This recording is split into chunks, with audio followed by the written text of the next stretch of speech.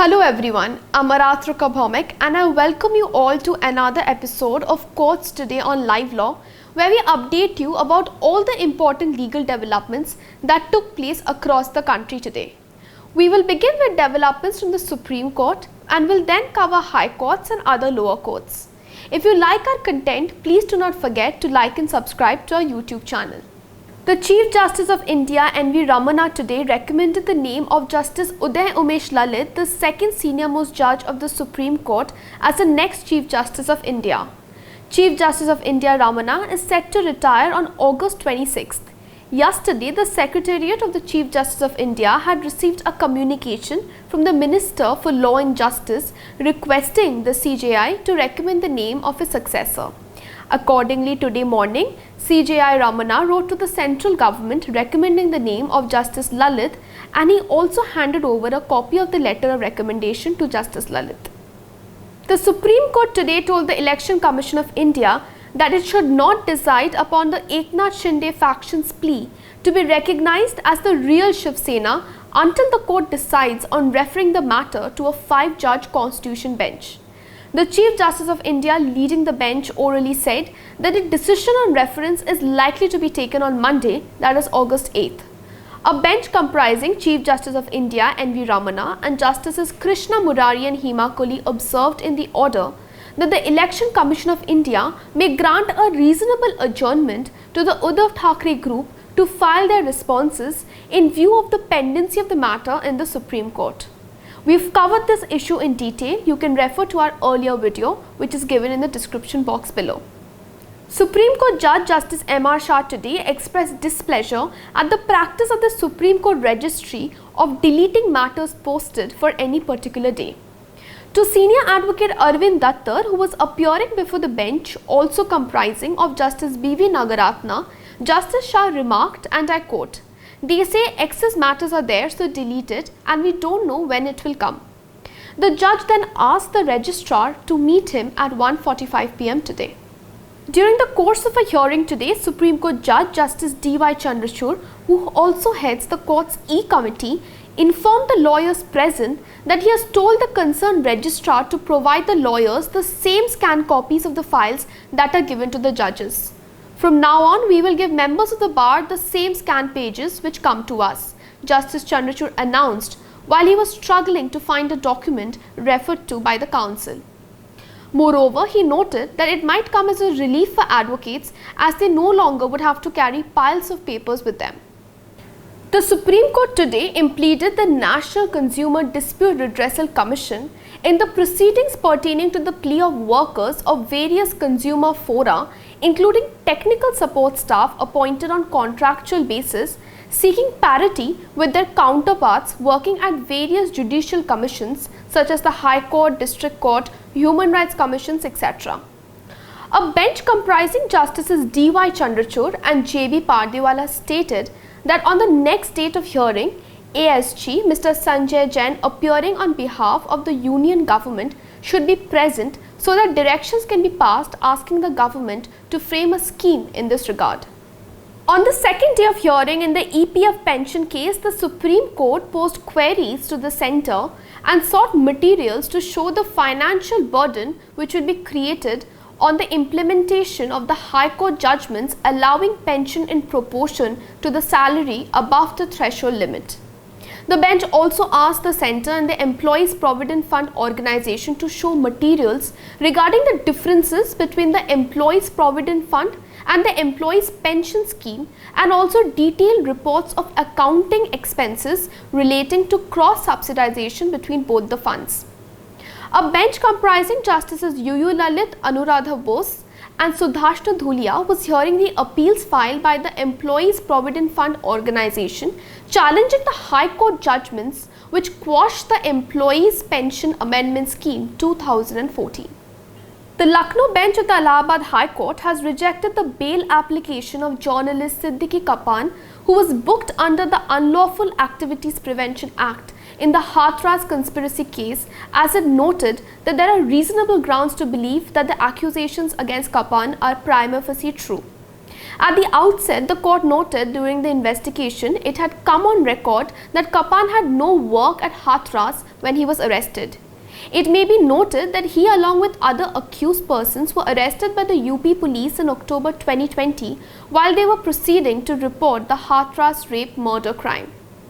Clarifying its earlier order mandating the filing of English translation of all Malayalam documents, a single bench of the Kerala High Court today clarified that it is the prerogative of a judge to dispense with that requirement on a prayer to that effect being made. Justice Amit Raval passed the clarification order in an interlocutory application moved by the Kerala High Court Advocates Association seeking clarification on the court's earlier order prohibiting the registry from entertaining petitions without the English translation along with the paper books.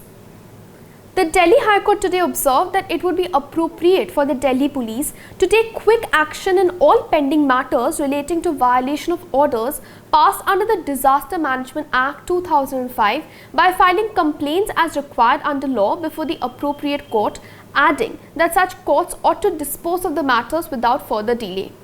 Justice Asha Menon was dealing with a petition filed by Decathlon seeking quashing of an FIR registered under Section 188 of the Indian Penal Code, stating that on 30th December during patrolling, the police had found the showroom open with 8 to 10 people standing near the reception.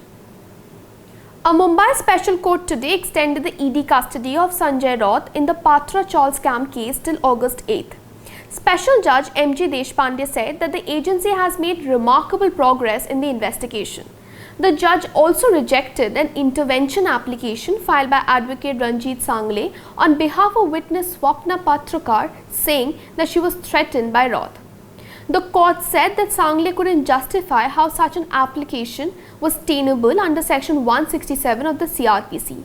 The ED is investigating alleged violations of the Prevention of Money Laundering Act 2002 regarding irregularities in the redevelopment of the Patra Chaul by Guru Ashish Construction Private Limited.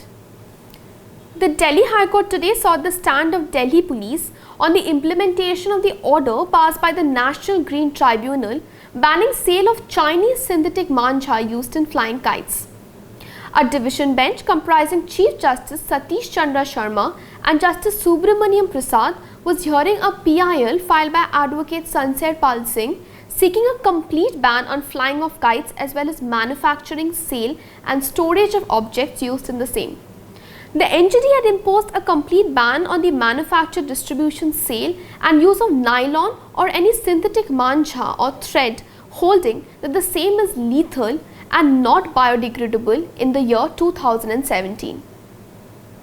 The Rajasthan government has informed the High Court that the police is set to file a closure report in a criminal case registered against Karan and cricketers KL Rahul and Hardik Pandey over their remarks on the filmmaker's talk show Koffee with Karan. Dr. Justice Pushpendra Singh Bhati was hearing their petitions for quashing of FIRs when the public prosecutor informed that the closure report has been chalked out on March 11th last year and the same is likely to be submitted before the competent court expeditiously. The trial was booked for allegedly making certain derogatory statements against women during an episode of the Bollywood talk show. The Maharashtra Administrative Tribunal has asked the state government to take a policy decision for the post of other genders like transgenders in the state police force within 6 months.